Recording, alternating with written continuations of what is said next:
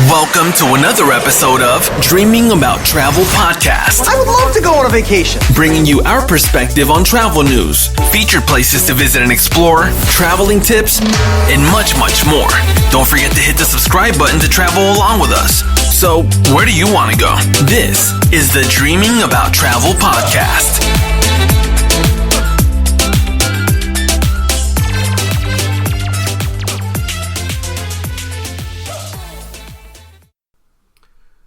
Thank you, everyone, for joining another episode of Dreaming About Travel Podcast. This is episode 108. Wow, I cannot believe that we have gone in 8 episodes already. So, awesome. Thank you. We are going to talk today about holiday travel and give you some thoughts around that, as well as some news like we normally do, and did you know or / travel tips at the end. As always, this is Carl Duncan from Dream Vacations, Duncan Demeray and Associates in Wilton Manors, Florida. And I am joined today by the illustrious Kim Peabody up in Pennsylvania. Good afternoon, Kim. Hello. Good afternoon, Carl. And how are you? I am fantastic. And I am also joined by Charlotte Trodden up in lovely New Hampshire. Yeah, lovely 18-degree New Hampshire. So it's going to be very fun to talk about getting away from this today. It is, especially your mom texted me the temperature this morning, so I thought that was kind of interesting. Oh, yeah, get used to that. That's when you don't have much to do, that's what you do. You text people temperatures. I am super excited to have you both join me today. I know this is one of the passionate topics that you guys are very passionate about, and happens to be around holiday travel. And since we are at the holidays, I thought it'd be a good time, to talk a little bit about holiday travel. But first, let's go in with our news stories. And so, Kim, let's start with you for your news. What you got going on right now? Well, I'd like to talk about Real ID. Beginning October 1st, 2020, they are going to be enforcing Real ID for domestic flights. So for international flights, you're still going to need your passport, but for domestic flights, you are going to need Real ID. And how you'll know if you have the Real ID is you'll see the little star that's on your license. Oh, so it's basically my license or ID, but it's got some extra enhancements in it, is what you're saying? Exactly. And I'm assuming that they're telling us that that's supposed to help make it a little bit more secure out there, and be a little bit easier to identify people as they're traveling. Exactly. They keep pushing it off, but it's definitely starting October 1st, 2020. So that you must have the Real ID before you can fly domestic flights. And that's going to be for everybody across the country, right? Not just certain states. Correct. Awesome. Yeah, it's definitely. I know mine doesn't have that star, so I'm definitely going to have to go and get one before October. That's for sure. Mine doesn't either, but my license expires in January, so I'm sure they're going to definitely get that on there for me starting January. Yeah, and I think if I'm not mistaken, I believe most states now, as you go to renew, the only driver's license for most of the states is going to be that Real ID that they're issuing. So that way, everybody, as it expires, it definitely can get updated. But you can go ahead and actually renew before it expires if you want to get that Real ID already. So. Yeah, and I think I probably will. Good idea. I know. It's so much paper. It's like it's as involved as getting a passport with what you need for paperwork. So I have to go find a marriage license. That's what stopped me when I went to go get my Real ID last time. So if you go to renew your driver's license, you have to still make sure you have your marriage certificate with you still, for the Real ID, you still have to bring in your birth certificate, your marriage license. There's a whole list of paperwork that you need to bring in with you. Yeah, and I think in each state's obviously different, so you want to check with your local DMV on what they're going to require. But some of them will also ask for like 2 pieces of additional information that show like your current address, like utility bills or something like that, so they can. Oh, that was it. So my son, my 21-year-old, just had to get his license renewed because he was turning 21, so it's a different license. Yep. And so he comes in the kitchen and he said, "Hey, Mom, am I on the deed to the house?" No. But that became problematic because everything that he needed for the real ID to prove his residence, he didn't have, because you had to have a utility bill in your name, which he doesn't have, the deed to the house, which is definitely not in his name. So we had to, so we had to go get something notarized from the town to state that he lived there, and then the parents had to go with him, even though he was 21, to go and sign forms with our residency information to claim to them directly that he did live with us. Yeah, that's important to know. That's a good point. So don't think that you're going to walk in on the last day and get your real ID. Make sure you don't wait till the last minute to get this real ID, because it definitely takes some time. Definitely. Good point. Yeah, I'm glad you brought that up, Kim. Great topic. Hey, Charlotte, what do you got for us this week? So mine's just a little something I'm excited about, which is the new Norwegian Encore is getting christened next week. Woo-hoo. Oh. And I cannot wait, since my kids are super excited for everything that this ship has. It looks like it's going to be just so much to do on it. I'm really excited to see what people think after the first sailing. Well, I know that the people that have been on the inaugural sailings are just ecstatic about all the amazing things. And they're even saying that it's kind of geared to make you like people that are like more active, because there's just so much that you can do on there, like the virtual. There's like a virtual game room or something where you can do all kinds of different things using virtual reality, and things like that. So it sounds really active and a lot of fun. I know I have a lot of clients that are really excited about it, because it seems like it's going to have a little something for everyone for the at-sea days, especially when they're looking for stuff to do. So can't wait for that to happen. And I remember, Charlotte, you said you and your family are escape room fans, and I believe there's an escape room on there too, like based on a sim. Oh, that seems really fun. Yeah, we're excited to check this one out. Where is that one sailing from? The Encore, I think, is going out of, I think it was coming out of Miami. Yeah, that one will be sailing out of Miami after it's done its inaugural season sailings. Oh, okay. Yeah, because they repositioned there was a lot of repositioning of ships in the last few months. Because up here, I'm up going north, to have to check that one out. Yeah, because what did we get up here? We got Royal Caribbean sent Anthem of the Seas back down to Florida, and we got Oasis instead. Yeah. So, and speaking of Anthem of the Seas, up here in New Jersey, and holiday travel, this week, a lot of people have been calling me and booking for March before Anthem leaves and trying to give, their deposits and thus as a gift. Have you been on Anthem? I haven't. Almost all of my neighbors have, and it's been a hot ship up here in the Northeast for people to go to, especially in the summer for the Bermuda cruise. And every family's come back and talked about how much they loved it. Yes. I've sent a lot of people on this one, and with the holidays coming up, pretty exciting.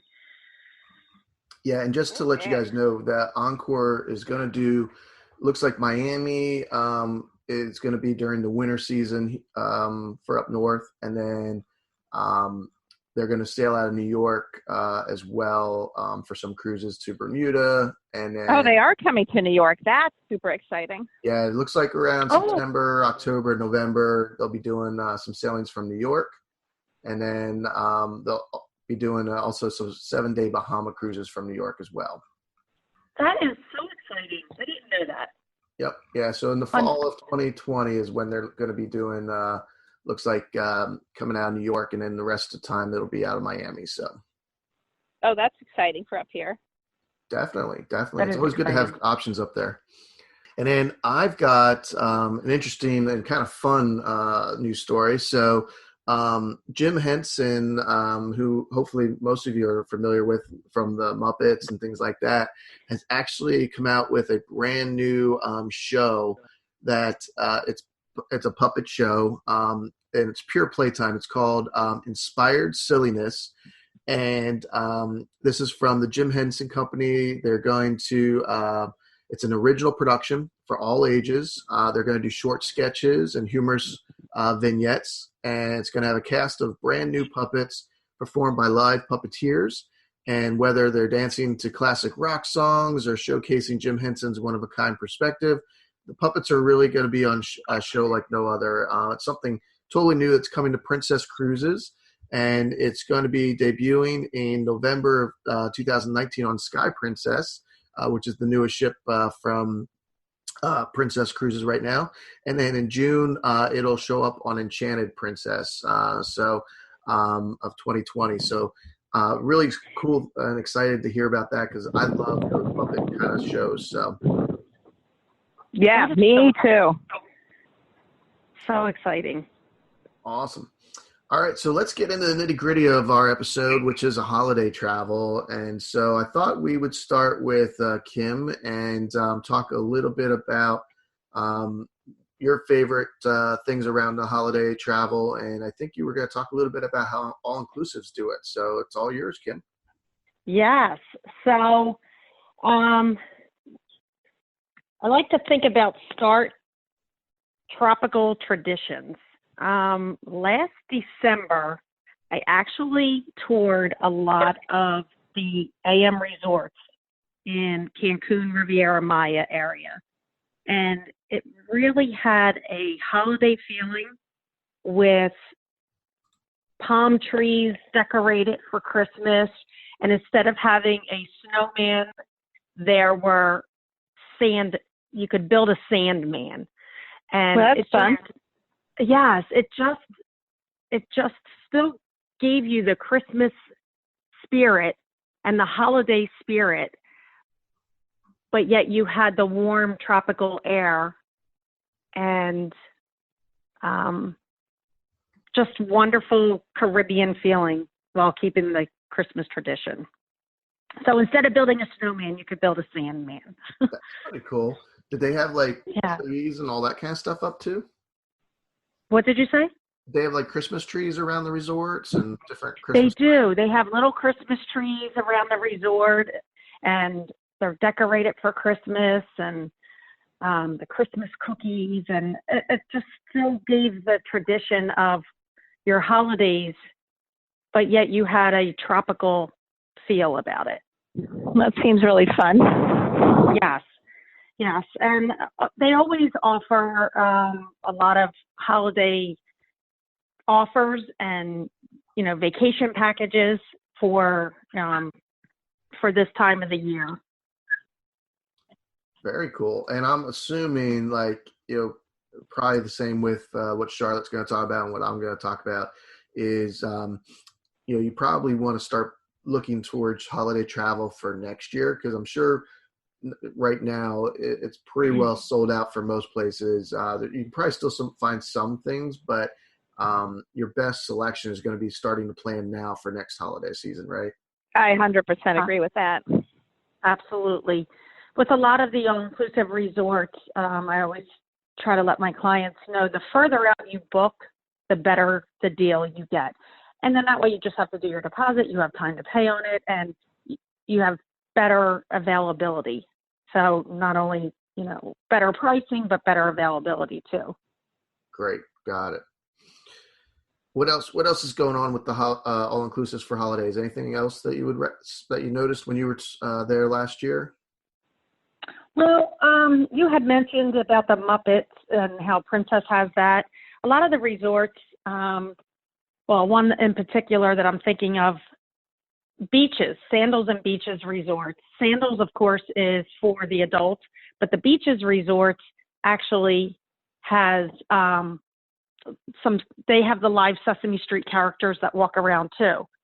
So that is a really fun, and again, same thing, pre-plan, look into this ahead of time to book these vacations.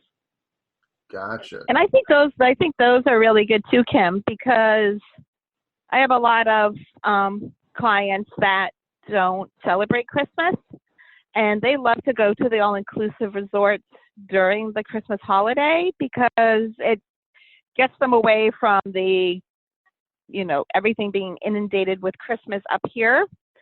And they said it's just enough at the resorts that, they love the feeling of the celebration, but it's not so over the top that they don't feel that they can't enjoy what they celebrate. Like it's just a nice understated mix of everything. So they almost like to go just to get away from Christmas, which is a nice other option too. A nice escape. Yes. That's a great idea. I think that's a great point there, Charlotte.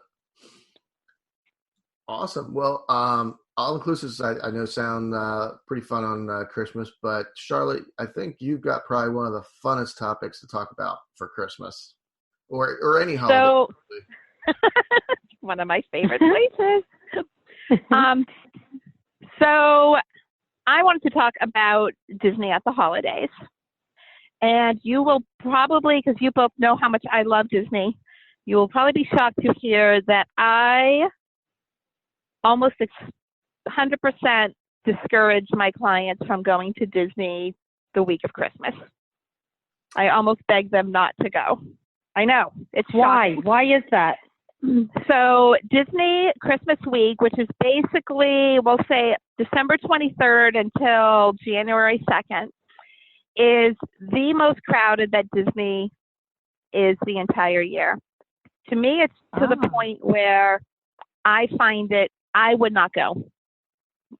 As much as experienced as we are at Disney travel and as much as we know how to work our way around crowds, the Magic Kingdom becomes filled to capacity on like Christmas Day, usually by 10 a.m., which means they close the Magic Kingdom because there are physically too many people in there to allow any more. Walking down Main Street is worse than walking down Times Square. You have to literally wait for the person in front of you to move 2 steps so that you can walk 2 steps. Wow. That sounds we were talking to, it sounds just awful. We were talking to one of the shuttle bus drivers the last when we were down there in February. We were talking to them about Christmas week. And normally a shuttle bus from your Disney resort to the Magic Kingdom, I'll just say the Magic Kingdom is, depending on where you are, it's a 10 to 15 minute ride, sometimes shorter. He said there was so much traffic of shuttle buses and cars that it sometimes would take them 1 to 2 hours to get somebody from the Magic Kingdom to their resort. Wow. So that's very interesting. As crazy as it sounds, my recommendation is it is not such a magical week. However, every week leading up to that Christmas week at Disney is pure magic.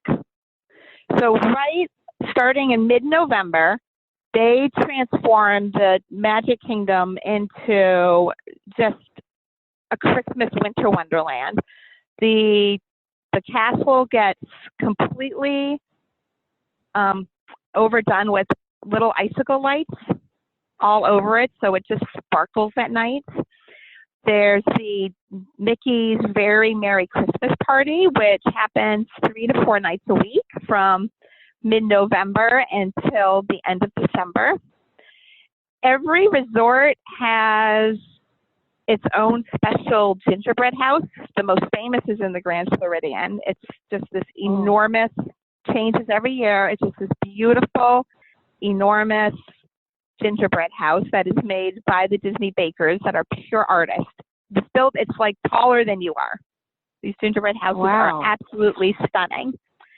In Epcot, I think it's super fun in Epcot because they really embrace all of the countries. And each of the countries has their version of Santa. So you might meet Stregonona, you might meet Père Noël in France, and they have story times in each of those countries in which their version of Santa or their Christmas legend tells children's stories.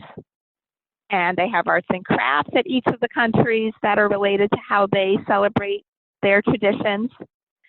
And then one of the coolest things is the candlelight procession. So in the World Showcase, you will see hundreds of singers and actors walking with candlelights throughout the World Showcase until they get to the stage that is in the middle of the World Showcase. And then they have famous people. Whoopi Goldberg, lots of really famous people will come for a few nights, each person. And they do the nativity story, but they do it with like gospel music in the background. And people say that it's just one of the most moving things that they have done around the holidays. Very nice. And so, yeah, the Animal Kingdom gets transformed. Even at Hollywood Studios, you can see a special Star Wars holiday nighttime light celebration. So Charlotte, go ahead. You brought up a really good point on traveling for the holidays, actually before the holidays. So I can say, like, for the all-inclusive, same thing, like right around Thanksgiving, they start decorating the resorts for the holidays. And you can get some of your best deals, and it's not as crowded when you go right before the actual Christmas week.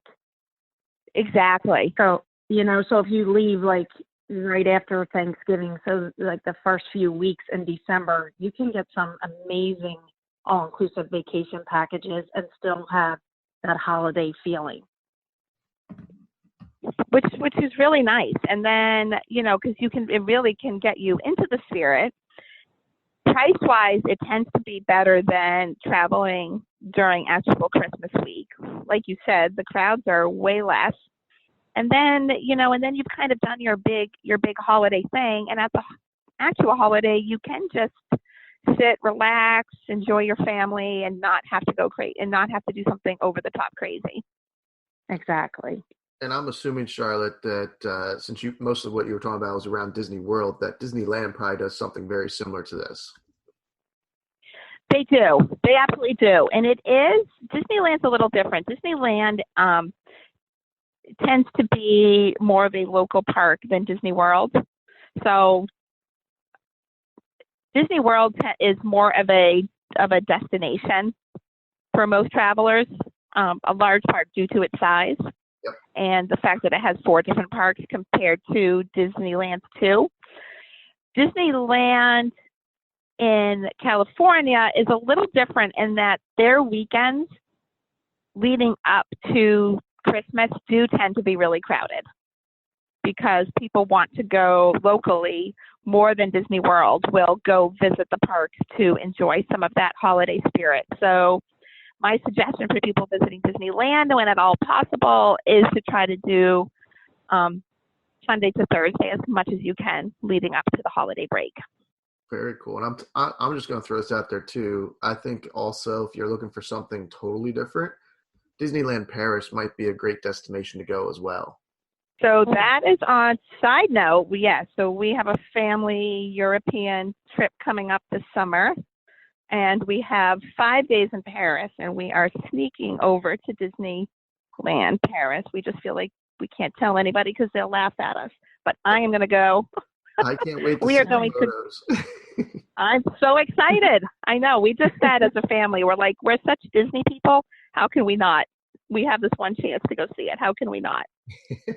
Oh, I can't wait to hear about that. So I will do a hands-on report this summer from Disneyland Paris and let you know how that is. Awesome. But that's another good point when you bring up Disneyland Paris, Carl, that a lot of people don't think about for the holidays is European travel for the holidays. Yep. Is really an awesome, it's less crowded than trying to hit some of the hot spots that we have around here in America. I know a lot of people love to do river cruises because you can hit the Christmas markets. That's a really popular thing to do, especially for people that might have older teens or older kids that they're traveling with, or couples that want to just travel with themselves. Yep, and that's a great transition into the cruise stuff that we're going to talk about. So we'll talk about more around Christmas markets in a second, but yeah, that's a great point. Yeah, and I even have some families that choose that started choosing a different country that they travel to each Christmas just to see how the traditions are different and what happens in each of those countries. And that seems really fun to me too. That and definitely less crowded. Really nice. Definitely. Awesome. And any other thoughts around the holidays for Disney, Charlotte? No, the biggest thing too that I would recommend, other than not traveling that week, is we do have a lot of families that like to give the gift of Disney for Christmas. And I love to tell people that you can give that gift and make it just as magical and not have to travel that week. So I really encourage, and we're really trying to do this with our own family too, to give the gift of your time and making family memories, because that lasts so much longer than toys under a tree. Yep. So to give the gift of any holiday, but I do focus a lot on Disney, is really magical for the kids. And we have so many fun ways that we can package that up and make it a slow unveiling where each present kind of gives the kid a clue of where they're going. Like you could pack a suitcase, and inside the suitcase can be little Disney clothes, and you can have a Mickey Mouse to open or a princess dress, and pull the kids lead up to. We've even had clients that we make, little fake Disney, you're going to Disney World tickets that they open up last. And it could be that you use that and you don't go until the kids' winter or spring break. But they've had the magic of unveiling that during the holiday, and you still have months of fun, excitement, and planning to look forward to in the upcoming months. And then you've really given them the gift of family and memories. That's a hard thing to package, but when you give travel for holidays, that's how we can do it. Definitely. I think it's a great point. Definitely. Same for all inclusives. I mean, just the fact of travel as a gift, I think is a huge benefit for experiences. It's not about material things. It's about spending some of that money to actually get out there and experience the world, right? Exactly. I And agree. the memories that you make stay with you a lifetime. Yeah, because usually that toy, either the batteries die within a couple months of getting it, or Yep. Exactly. So along, like you had mentioned, Charlotte, river cruises. So I was going to talk a little bit about cruises in general, and then talk a little bit about those Christmas markets. And so with the cruises in general, I mean, that's another fantastic way to spend the holidays. Just like everything else, it is going to be a little more expensive the actual weeks of the holidays. So the weeks of Thanksgiving, the weeks of Christmas and New Year's, definitely going to be a little bit more on the higher price side, just because of the demand for it. But it's very similar to what you were talking about, both of you, around going the weeks before. That definitely, I recommend that with the cruise as well. So the cruises will do. They'll put up the Christmas trees. They'll put up all kinds of different decorations throughout the ship. One of the, I was on MSC Seaside, actually 2 Christmases ago, and they had up this amazing little village of, European houses and stuff that they did throughout the ship, and they would do different displays and sections of creating like a European town with these little houses, which was kind of cool to see. and do different scenarios with people, like little miniature people and things like that. So that was kind of cool. And then you get a lot of, the different Christmas music and bands playing on the ship, different shows. The shows add a little bit of a Christmas ting to them, or holiday ting. And so, and then you can even do like a Thanksgiving dinner on the ship. They'll create the turkey and have a Thanksgiving dinner on a lot of the cruise line ships. So some really cool things there on a cruise ship. And then some of them actually will have Santa Claus, or different other events around the holiday as well on the ship. And then, like you said, Charlotte, the river cruises are really popular around the holidays, especially leading up to them because of the Christmas markets that they do in Europe. And most countries in Europe have some form of a Christmas market, whether you're in Belgium or the Netherlands, Germany, Denmark, even the UK, and France and so forth have them. And Christmas markets is really cool because every country does it a little different. And so there's different things you can, buy, different, there's like maybe a carousel in the Christmas market that you want to go and ride on and so forth. And it's just a different feeling to feel like that old European style, and how they celebrate the holidays. And so I just wanted to give you guys a couple of my favorites that I think are really good that you want to try and check out. So Vienna does a really nice Christmas market. And while you're in Vienna, you can also catch some amazing symphony orchestra performances as well. So definitely recommend going to Vienna and walking around that one. Prague has a really cool one that's in one of the main squares of Prague, and it's really a pretty big one.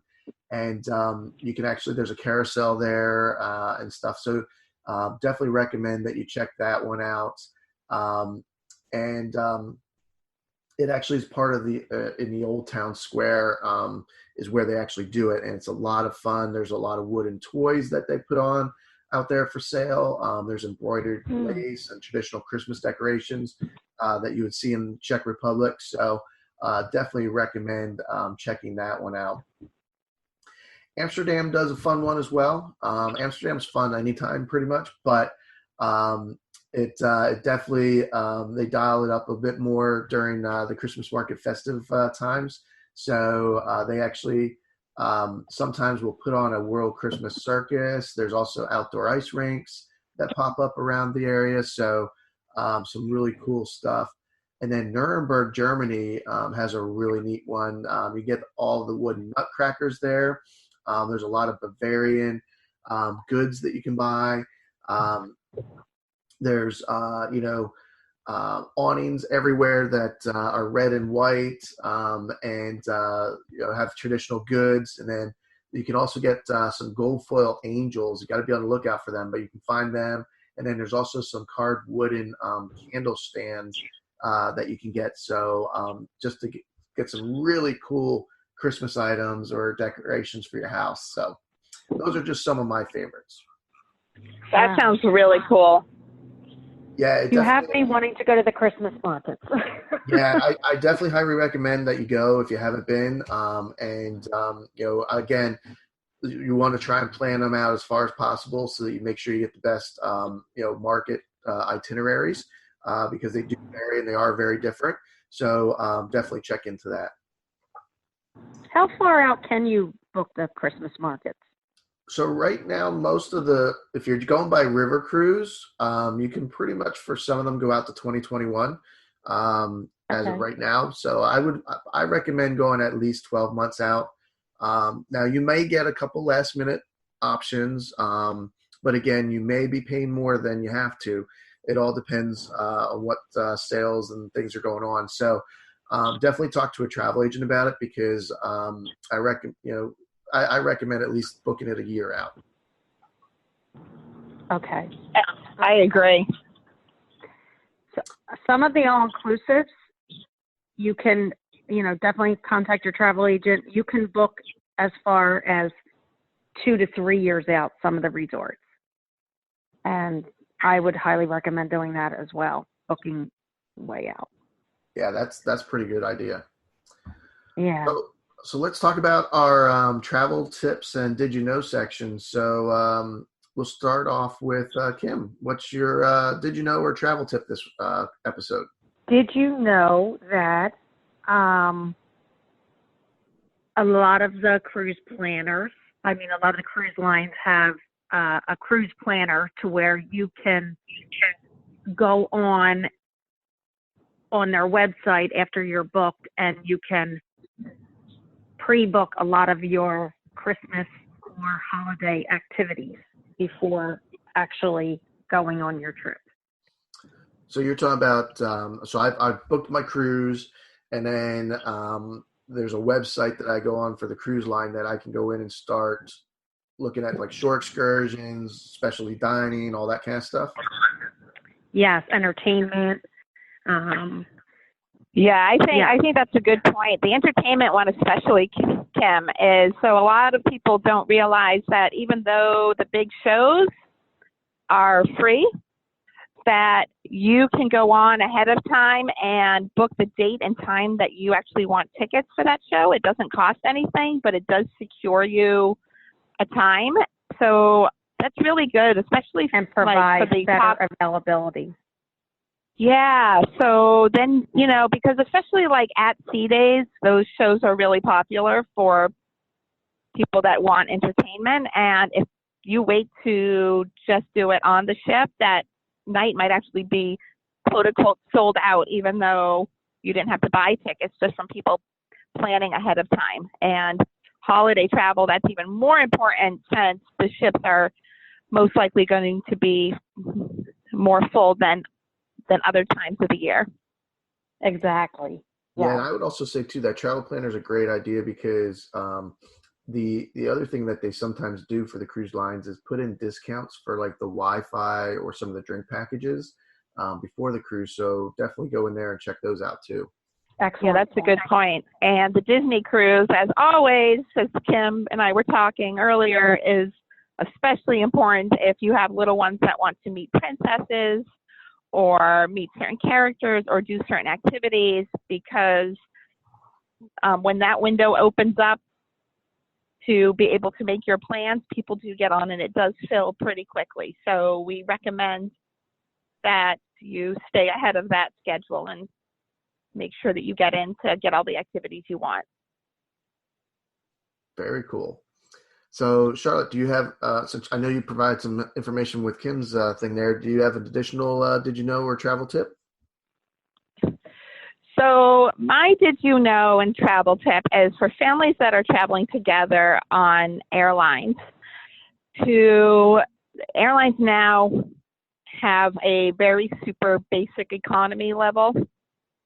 And with that, most airlines will not let you pick out your seats until you actually check in 24 hours before your flight, which means that if you are traveling with young children or people that you don't want to be separated with, this is really not it might save you a few dollars, but add a lot of stress at day of travel if you end up being separated from your entire family on the aircraft.